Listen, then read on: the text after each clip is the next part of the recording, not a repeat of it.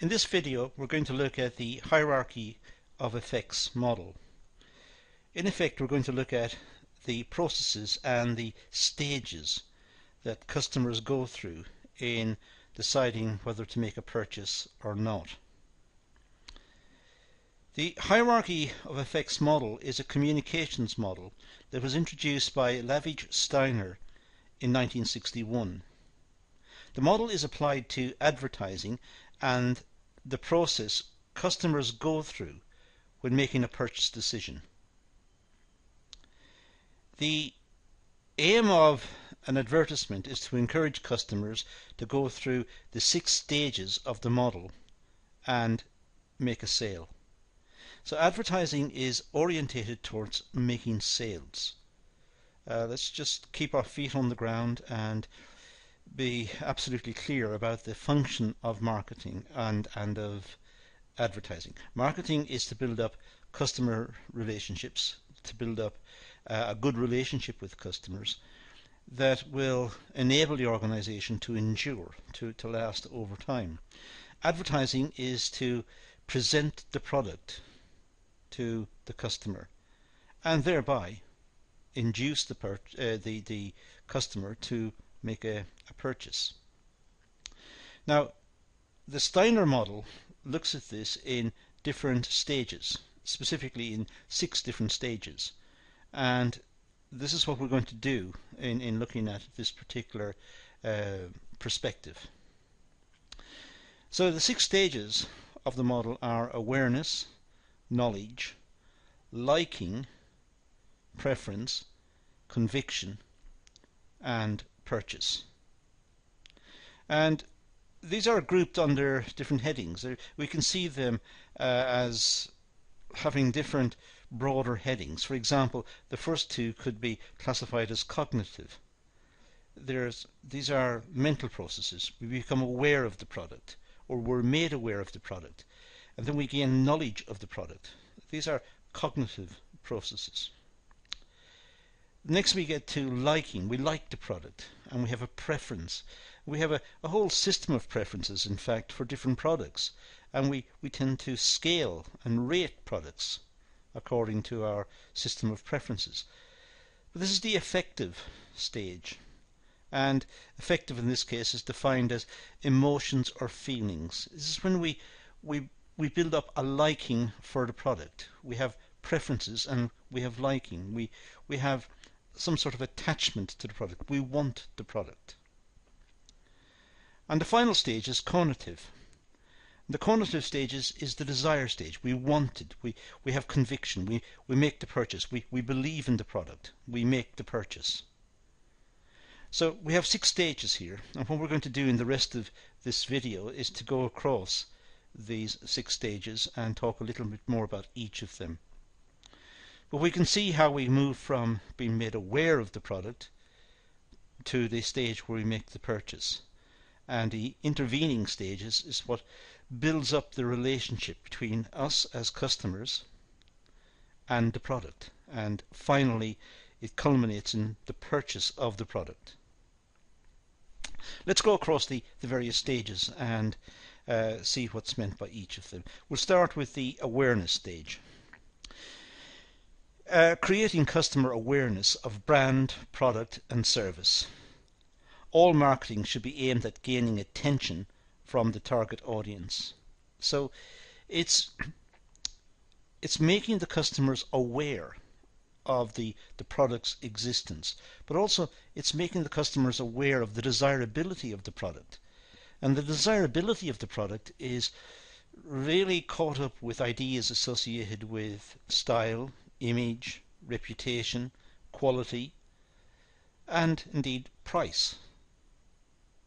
But it's the desirability of the product, and it's making the customers aware of the desirability of the product.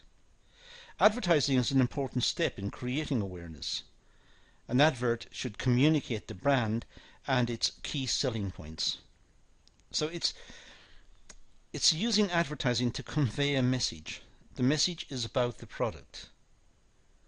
What does the product do for the customer? What will it give the customer in terms of image, reputation, service, durability, functionality? What is it that the product will deliver to the customer should the customer decide to purchase it? And these attributes, these services that the product can perform, should be communicated. And just communicated, the best way to communicate it is to make the customer aware of these various benefits from owning the given product and advertising them. Any type of marketing should influence the customer and encourage a sale. That's the whole idea. The whole idea is to ensure the survival of the organization, to generate a profit. That's why the organization came into existence in the first place. It was to generate a profit. So marketing is there to, in a sense, cultivate the customers. Cultivate them in a good way. Being open and honest, decent, being legal, being reputable. So it's communicating a message that is honest, but it's a message about the product which will make the customers aware of its existence and what it can do, and thereby generate a sale. Now, knowledge. Well, a successful advertising campaign will generate customer interest and the need to pursue further knowledge about the product or service. So a successful advertising campaign will get the customer's interest. They will want to know more about the product. They will want to research the product. Now they're aware of its existence. They're aware of what the producers claim the product will deliver in terms of service and satisfaction. Now the customers are interested. So they want more knowledge. They want to research it more. They want to find out. They might ask their friends who have made purchases in the past. Or they might go to the local shops and try and see the product. The customer will conduct research, perhaps from the internet. They might look up reviews on the internet. They might go to retailers, as I said, and try and see the product and speak to the sales personnel in the retail outlet. They may look to advisors. There might be government departments who have tested products and have published information, or consumer associations who have published some research based on the product. They might talk to family and friends who perhaps have purchased the product in the past. But they might also look at the product packaging. How is it presented? And also look at what's said about the product in social media. Go to social media sites online and try to find out what's been said about the product. Is it a good purchase? What were the experiences of previous customers? And read up these reviews. Product information must be easy to find.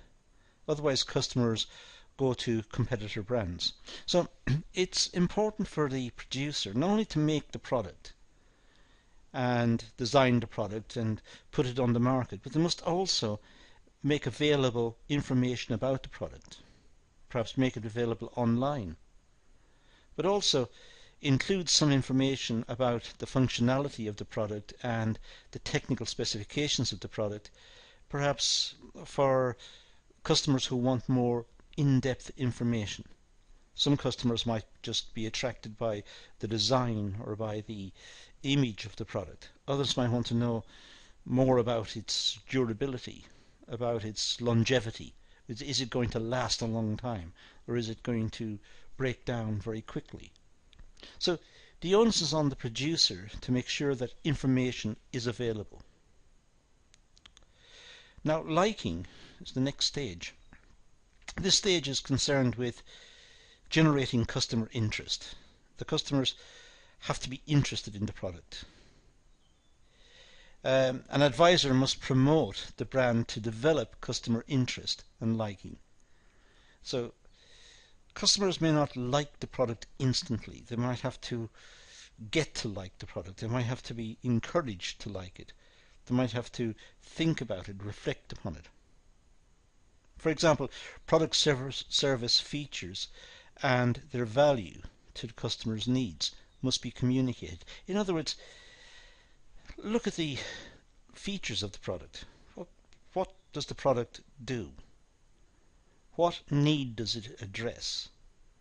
And try to communicate that with the customer. Inform the customers that if they purchase the product, that need will be satisfied. That need will be addressed. If customers like the product, they are more likely to purchase than go to competitors. So the customers get to like the product. They like its appearance, they like its style, they like its design, but they also like its practicality and its value for money. They like its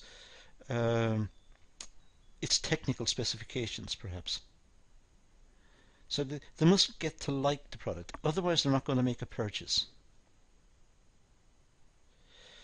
Now, preference. A customer may like a product or service, but may prefer to purchase from a competitor. So sometimes customers look at products and they like the product. They like what it does, they like its design, they like virtually everything about it. It's just that they may have brand loyalty, perhaps, to a competitor. Perhaps they bought from the competitor in the past, and they're reticent to change over and buy from somebody different now, even though they like the new product. They might prefer to go back to a producer that they know and trust. So even though they may like a product, doesn't mean that they're going to buy the product. They may have a preference for the product of a competitor. Customers' preferences, or customers' preference, I should say, is developed through promoting product quality, value, performance, and key features. So preferences are a mixture of their customers' perception of quality and of value and of performance, functionality. It's how the customers see the product. They may like the product, but they may worry about its functionality or its durability. They may think, even though it looks nice and it's got a lot of nice features, it may not last very long, perhaps. So even though they like it, they may have a preference for a different product, which has more reliability. It has all the features that the first one had, plus it's perhaps more reliable. It comes from a famous producer who's got a good reputation in the market. So they will have preferences. Even though they may like many products, they will still have to have a preference for one over the rest if they're going to make a purchase.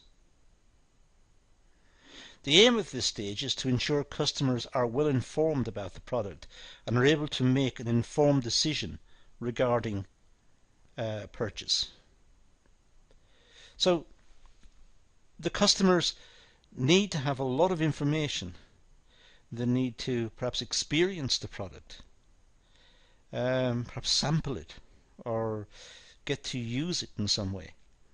And then with the information they've got and with the information from competitors, they should come to some overall decision as to which one is the best way forward. In other words, they are selecting within their preference set. They have a set of products, all of which are attractive and, let's say, good value for money, and they're much of a muchness. They are much the same. Now the customer must select one. So they must exercise preference. And that must be based on some evaluation. And ideally for organizations, they should try to work out what is it that leads customers to prefer one to another. What's the determining factor? that leads customers to make one purchase rather than another purchase, a different product. Conviction. The conviction stage is about developing customer confidence in making a purchase. So now the customer has decided, they have, through their system of preferences, they've now narrowed it down to, let's say, a product, and they want to make this purchase. Now they've got to have conviction. They've got to have confidence in the purchase. They like the product. They have decided between competing products that they liked all of them, but now they've picked one. Now they've got to have confidence in that particular product. They must have conviction in that product.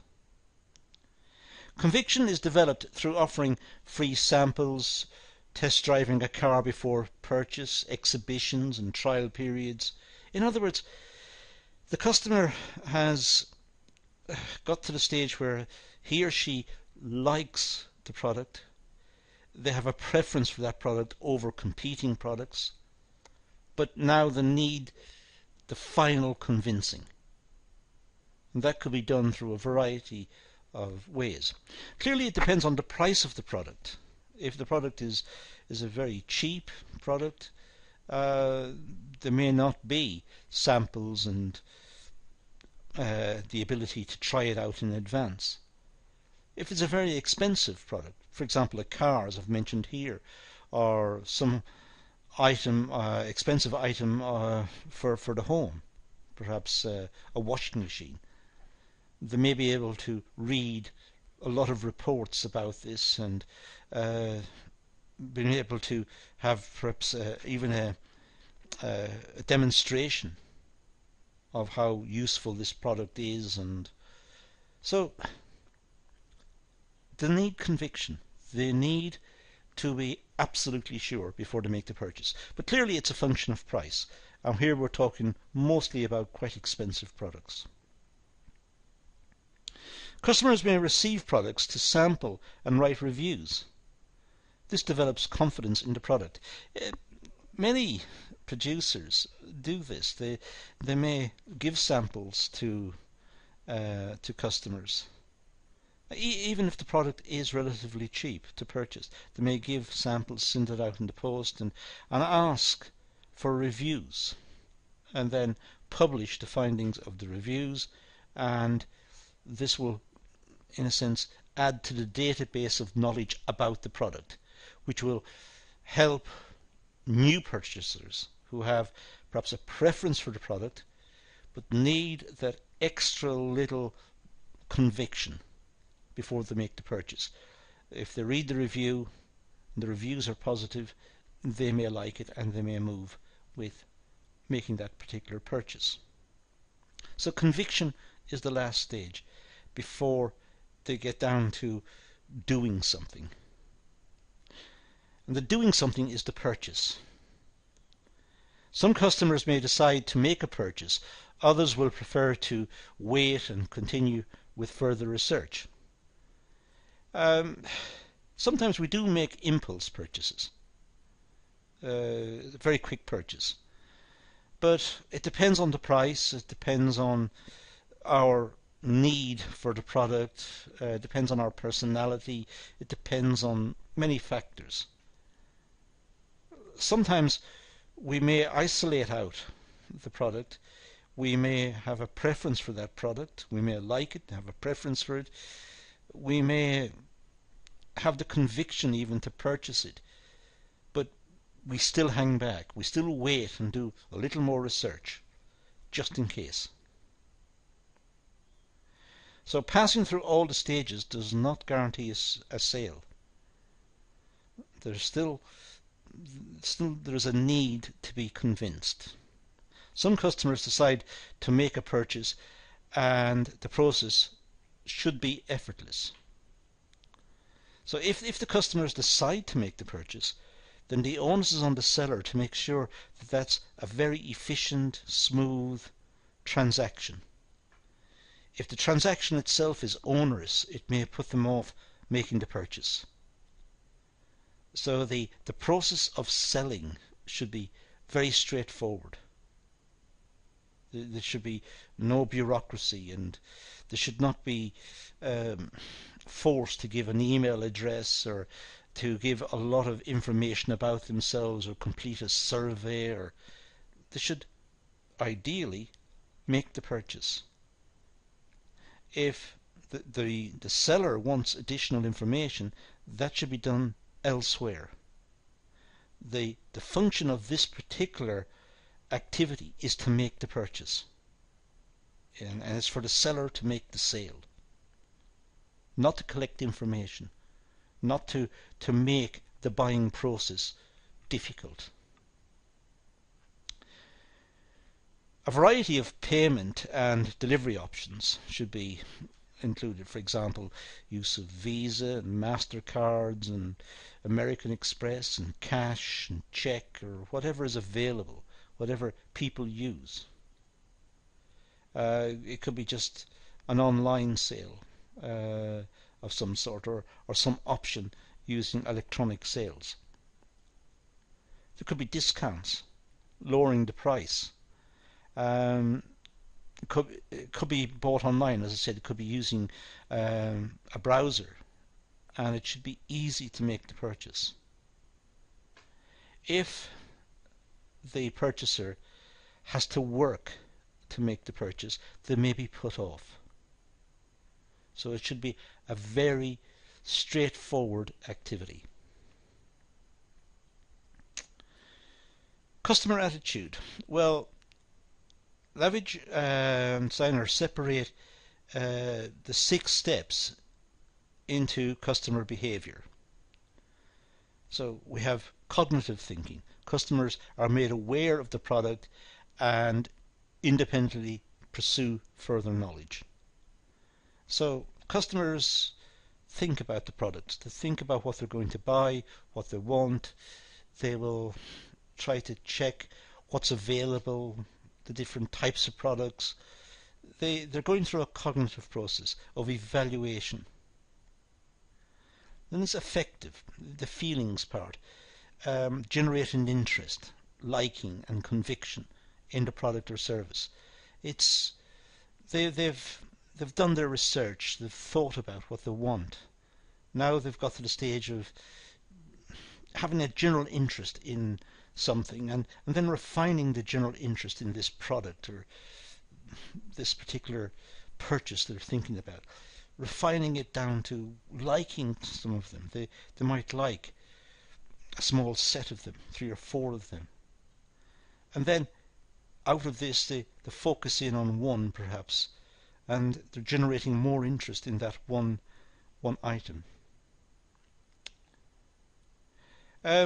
Conative behavior is the final act to make the purchase.